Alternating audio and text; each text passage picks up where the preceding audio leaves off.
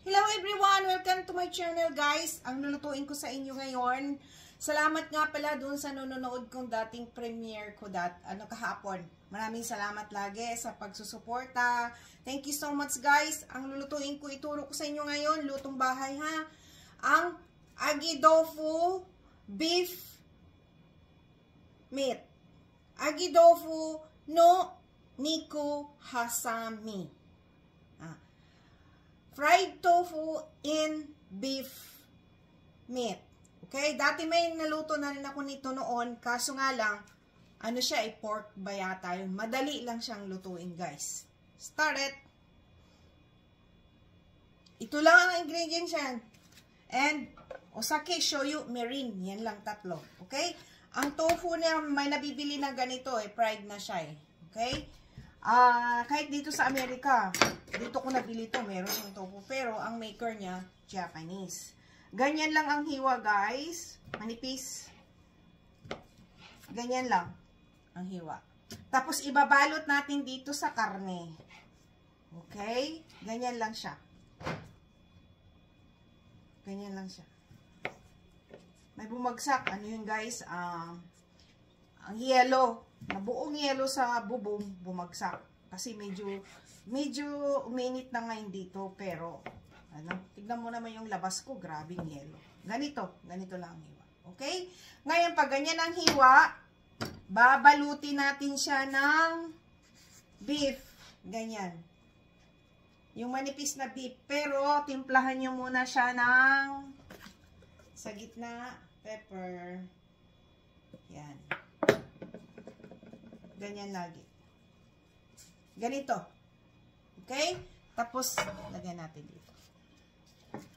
Ganyan lang siya. Ganyan lang siya. Balot uli. Balutin natin ng manipis.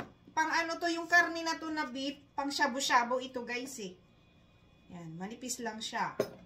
So, pinutol-putol ko na kasing haba ng tofu. Yan. Ganyan. Kahit guys, hindi na natin kailangan maganda pa ang yung bang size, no. Pangbahay lang naman to Okay, tapos lagyan nyo ng paminta at i-roll nyo. I-roll nyo na. Kasi yung agi tofu, ano na yan, niluto na yan siya Yan. Okay, balikan ko kayo. Hello guys, ito na siya Ganyan. So, ngayon, habang nagpapainit kayo ng mantika, ang ginagamit ko olive oil lagi, ha? Ngayon, gagawa tayo ng sauce. Ha? 1:1. 1 tablespoon ng osake. Pag kulang, pwede nyong dagdagan. 1 tablespoon ng mirin. And 1 tablespoon ng soy sauce. Yan. Tapos, i-mix nyo lang. Lagyan nyo ng honey. Okay, honey. 1 tablespoon ng honey para matamis siya. Kung walang honey, guys, pwede nyong gawin ang, what do you call this? Sugar. Okay? Ayan na, pwede na siyang i-fry na medyo brown. Yan. I-brown nyo guys ha. Para luto. Maganda. Para alam nyo na luto kaagad yung beef sa loob. Yan. And, timplahan nyo uli ng paminta. Guys, kaunti lang talaga ng asin. Kaunti lang. 1 pinch of asin lang yan, okay? Yan na siya, guys. Itong sauce natin, mix.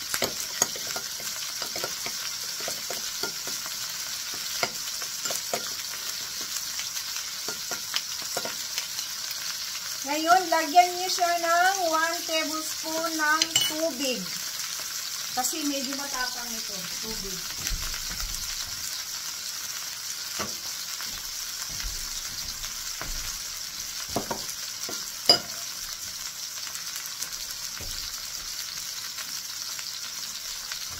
Yan na siya, guys. O, ganyan. Medyo brown na kaagad siya. Madali lang siya lutuin kasi itong beef na ginamit natin is yung pang shabu-shabu. Yan. Yan na siya. O, ganyan. Kailangan brown ng konti. Yan. There you go. Dito na natin ilagay ang ating sauce. Yan. Okay. Yan. Sauce, pakuluan nyo. Siya. Huwag nyo nang takpan, guys. Pakukuluan nyo lang. Okay? Balikan ko kayo. Guys, ito na siya. Ayan na. Okay. Yan. Brown na siya. Tapos na. Ang bilis, diba? Ngayon, tikman nyo yung sauce. Kung kulang sa inyo ng panlasa, ako tama lang. 1:1. Pwede nyo dagdagan ng soy sauce. Pero yon, okay na siya. Ganyan. Bawasan nyo yung sabaan yung sauce niya. Yung, oo. Yung medyo mawala na siya ng sauce ng konti. Yan. Okay na siya, guys. Ito na siya, guys. Gawa na siya. Tapos yung sauce niya, ilagay niyo sa ibabaw. Kasi masarap yan. Yung sauce niya.